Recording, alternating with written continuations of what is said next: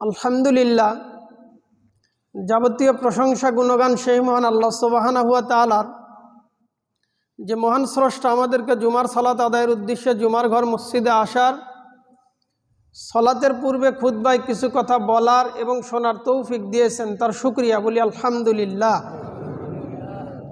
সালাত এবং সালাম সর্বশেষ এবং শ্রেষ্ঠ রাসূলের প্রতি, যিনি আমাদের আদর্শ, যিনি আমাদেরকে যাবতীয় পরিত্রাণের রাস্তা দেখিয়ে দিয়েছেন, তার প্রতি সালাত এবং সালাম পড়ি সাল্লাল্লাহু আলাইহি ওয়াসাল্লাম। মসজিদে উপস্থিত দ্বীনি মুসলিম ভাই ও বোন, সম্পদের বাস্তবতা নিয়ে আমরা আলোচনা করছিলাম। গত সপ্তাহের আলোচনার থেকেই আজকের আলোচনা। আমরা গত সপ্তাহে আলোচনা দেখেছি যে কিয়ামতের দিন সম্পদের অবস্থা কেমন হবে। এই পৃথিবীতে যা কিছু রয়েছে, মাটির গভীরে যা কিছু আল্লাহ তাআলা সঞ্চিত করে রেখেছেন, সব কিছুকে আল্লাহ তাআলা কিয়ামতের দিন কিয়ামতের মাঠে বের করে দেবেন। মাটির নিচে যত সম্পদ, এটা স্বর্ণ রূপার হাদিসে রাসূল সাল্লাল্লাহু আলাইহি ওয়াসাল্লাম উল্লেখ করেছেন। মাটির নিচে আরও কি সম্পদ রয়েছে? তেল রয়েছে, খনিজ পদার্থ রয়েছে, কয়লা থেকে শুরু করে আমাদের অসংখ্য প্রয়োজনীয় জিনিস আল্লাহ তাআলা মাটির ভেতরে রেখেছেন।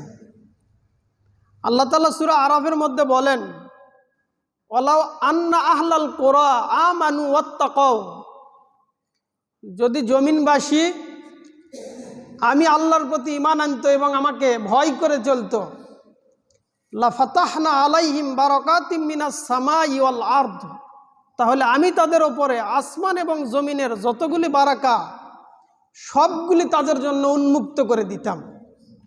তাহলে আল্লাহ তাআলা আমাদেরকে রিজিক রেখেছেন জমিন থেকে এবং আসমান থেকে, আকাশ থেকে। এই দুই দিক থেকে আমাদের কাছে রিজিক আসে। তাহলে জমিনে যা কিছু আছে, যে যা কিছু আত্মসাৎ করবে, অন্যায়ভাবে ভোগ করবে, এই সবগুলি সম্পদ আল্লাহ তাআলা কিয়ামতের মাঠে উপস্থিত করবেন। স্বর্ণ রূপার স্তূপ হিসেবে সেখানে উপস্থিত হবে। সম্পদের আরও বাস্তবতা কি? কিয়ামতের দিন পরিস্থিতি হবে এমন যে সম্পদগুলি মানুষের কাঁধে থাকবে, মানুষের পাপ অনুসারে। বুখারী মুসলিমে বর্ণিত হাদিসে সাঈদ বিন যায়েদ রাদিয়াল্লাহু আনহু থেকে বর্ণিত, তিনি বলেন যে রাসূল সাল্লাল্লাহু আলাইহি সাল্লাম বলেছেন,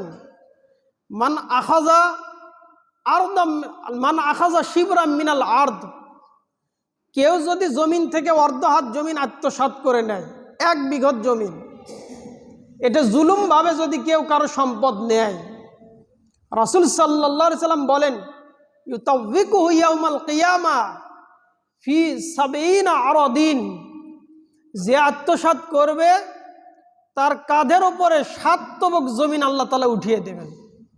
7 তবক জমিন, জমিনের যে 7টি স্তর, 7 আসমান 7 জমিন, আল্লাহ তাআলা এভাবে সৃষ্টি করেছেন। জমিনের যে পুরুত্ব, এই পুরুত্বর আকারে 7 জমিনের যত পুরুত্ব হবে, এই জমিনে যতগুলি মাটি থাকবে, সবগুলি মাটিকে আল্লাহ তাআলা কাঁধে উঠিয়ে দেবেন। হাদিস বুখারী মুসলিম। বুখারীর অন্য বর্ণনায় সালেম রাহিমাহুল্লাহ হতে বর্ণিত, তিনি বলেন, তিনি তার পিতা আব্দুল্লাহ ইবনে ওমর রাদিয়াল্লাহু আনহু থেকে বর্ণনা করেন। তিনি বলেন যে রাসূল সাল্লাল্লাহু আলাইহি সাল্লাম বলেছেন, মান আখাযা মিনাল আরদি শাইআ, কেউ যদি জমিন থেকে সামান্য পরিমাণ জমিন আত্মসাৎ করে, বিগয়রি হাক্কি, জমিনের হক ছাড়া, জমিন যেভাবে ব্যবহার করা প্রয়োজন সেভাবে নয়, অন্যায়ভাবে একজন আরেকজনের জমি যদি সামান্য পরিমাণ ভোগ দখল করে নেয়, রাসূল সাল্লাল্লাহু আলাইহি সাল্লাম হাদিসে বলেন শাইআ, আর শাই শব্দের অর্থ হলো ক্ষুদ্র জিনিস, অনেক ছোট বস্তু। এই সামান্য পরিমাণ সম্পদ যদি কেউ কারো আত্মসাৎ করে নেয়, খুসিবা বিহি ইয়াউমাল কিয়ামা ইলা 70 আরাদিন, তাহলে কিয়ামতের দিন 7 তবক জমিনে তাকে ধসিয়ে দেওয়া হবে, মাটির ভেতর তাকে পুঁতিয়ে দেওয়া হবে, গেড়ে দেওয়া হবে। তাহলে হাদিস বুখারী, আগের হাদিস বুখারী এবং মুসলিম। তাহলে এক হাদিসে পেলাম আল্লাহ তাআলা ঘাড়ে উঠিয়ে দেবেন, আর এক হাদিসে শাস্তি কি, যে জমিনের ভিতর তাকে ধসিয়ে দেবেন।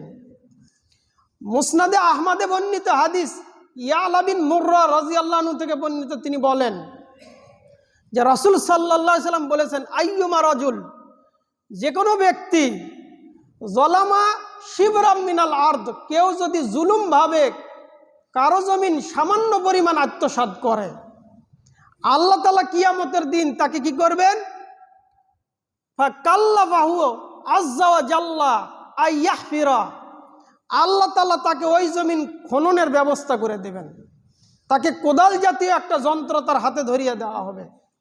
আমরা এটা বোঝার স্বার্থে বেকু বলতে পারি যে বেকু দিয়ে এখন মাটি কাটা সহজ, এক জায়গার মাটি কেটে আরেক জায়গায় নিয়ে যায় সহজেই।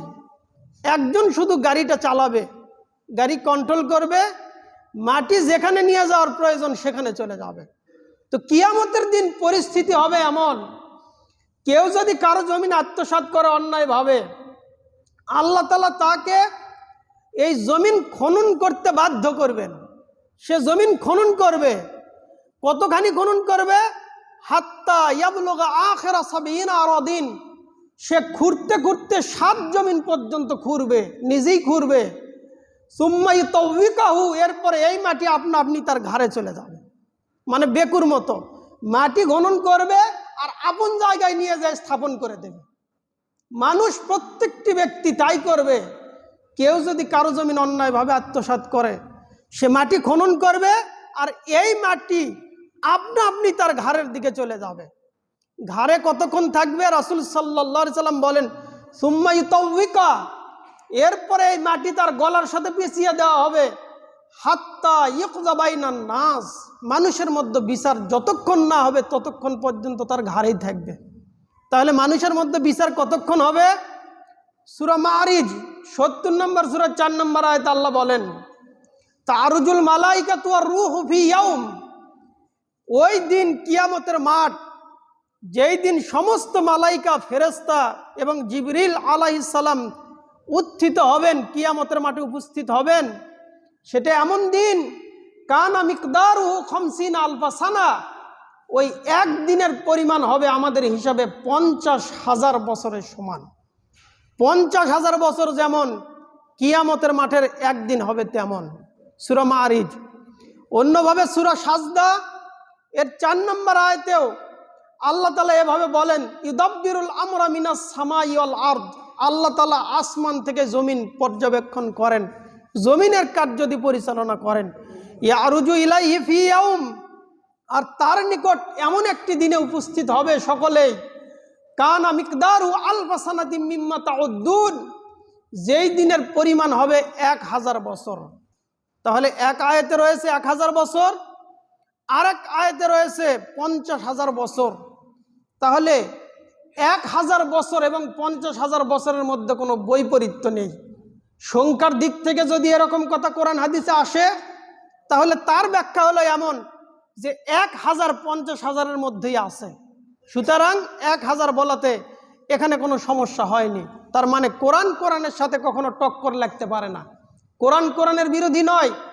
আল্লাহ তাআলা এখানে ১,০০০-এর কথা বলেছেন, অন্য জায়গায় ৫০,০০০-এর কথা বলেছেন। তাহলে যদি ৫০,০০০ বছরের একদিন কিয়ামতের মাঠ হয়, আর এই ৫০,০০০ বছর যদি জমিন, সাতবক জমিনকে ঘাড়ে নিয়ে দাঁড়িয়ে থাকতে হয়, তাহলে পরিস্থিতি কত জটিল। হাদিস মুসনাদে আহমদ, রাসূল সাল্লাল্লাহু আলাইহি সাল্লাম বলেন, হাত্তা ইয়ুকযা বাইনান নাস, মানুষের মধ্যে বিচার ফায়সালা না হওয়া পর্যন্ত এই জমিন তার কাঁধেই থাকবে। তার মানে এই ব্যক্তির বিচার হবে পরে, এই ব্যক্তির বিচার পরিস্থিতি হবে পরে, মানুষের মধ্যে বিচার চলবে, আর ঘাড়ে জমিন নিয়ে দাঁড়িয়ে থাকবে কিয়ামতের মাঠে। সুতরাং সম্পদের বাস্তবতা এইটাই, যে যেটা আত্মসাৎ করবে সেটা তার ঘাড়ে থাকবে। রাসূল সাল্লাল্লাহু আলাইহি সাল্লাম বলেন, কিয়ামতের দিন মানুষের ঘাড়ে মানুষ থাকবে। আমাদের সময়ে তো মানুষের ঘাড়ে মানুষ থাকলে এটার সার্কাসের রূপ নেয়। একজনের ঘাড়ে আরেকজন, আরেকজনের ঘাড়ে আরেকজন, এভাবে করে অনেক লম্বা মানুষ হয়ে যায়। এটা তো সার্কাস, এটা তো মানুষকে মজা দেওয়ার জন্য ব্যবহার করা হয়। কিন্তু কিয়ামতের মাঠ যখন আসবে, কিয়ামতের দিন পরিস্থিতি হবে এমন, মানুষের ঘাড়ে মানুষ থাকবে। মানুষের ঘাড়ে মানুষ এমনভাবে থাকবে, এটা হবে শাস্তি।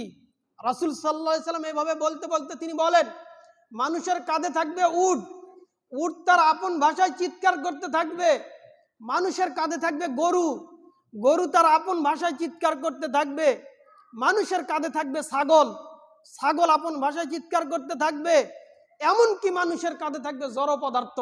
রাসূল সাল্লাল্লাহু আলাইহি সাল্লাম বলেন জড় পদার্থ থাকবে, মানে জড় পদার্থের ব্যাখ্যা এখন যা হয়, যেই বস্তু নড়াচড়া করতে পারে না ওই বস্তু মানুষের কাঁধে থাকবে।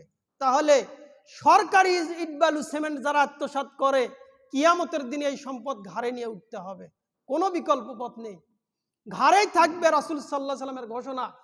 তখন তিনি উপস্থিত হবেন, তাদেরকে লক্ষ্য করে বলবেন, আমি কি তোমাদেরকে দুনিয়াতে সতর্ক করিনি? আজ তোমরা আমার কাছে সাহায্য চাও কেন? আমি তোমাদের জন্য আজ কোনো সহযোগিতা করতে পারবো না। কিয়ামতের দিন সম্পদের পরিস্থিতি হবে এমন যে যা কিছু আত্মসাৎ করবে সেটা তার ঘাড়েই থাকবে। মসজিদে উপস্থিত দিনী মুসলিম ভাই ও বোন, সুতরাং আমি কার সম্পদ ভোগ করি, আমার সম্পদ কার কাছে থাকবে, এই সম্পদ উদ্ধার করতে হবে। তাকে দুনিয়াতে উদ্ধার করতে হবে, পরকালে উদ্ধার করতে হবে। কিয়ামতের মাঠে জান্নাতে পরিস্থিতি হবে সুন্দর পরিস্থিতি। জান্নাতে যারাই যাবে তাদের বয়স হবে 30 থেকে 33 বছরের যুবক। তার মানে বাবা, দাদা, ছেলে সবার বয়স 30 থেকে 33। তাহলে কেমন মজা লাগবে? বাবারও বয়স 30, ছেলেরও বয়স 30, ওদিকে নাতিরও বয়স 30। মানে পরদাদা করতে করতে পৃথিবীর শুরু থেকে পৃথিবীর শেষ পর্যন্ত যত মানুষ আসবে সকলের বয়স হবে 30 থেকে 33। এটা একটা পরিস্থিতি। তাহলে আমি এই কথাটা বলে আপনাদের সামনে যে কথা বলতে চাচ্ছি, যেই সম্পদ ভাই বোনকে দেয়নি, এভাবে করে যত পুরুষ পর্যন্ত এভাবে সম্পদ দেওয়া হয়নি, বোনের সম্পদ ভাই আত্মসাৎ করে, যত পুরুষ, সবগুলি পুরুষ একই সম্পদ সবার ঘাড়ে থাকবে, দাদার ঘাড়েও থাকবে, বাবার ঘাড়েও থাকবে, নাতির ঘাড়েও থাকবে। এভাবে যারাই আত্মসাৎ করবে তাদের ঘাড়ে নিয়ে উঠতে হবে। তাহলে এত জমিন কোথায় পাবে? আল্লাহ তাআলা অবশ্যই ব্যবস্থা করে দেবেন, প্রত্যেকের ঘাড়েই থাকবে। হাদিস বুখারী মুসলিম।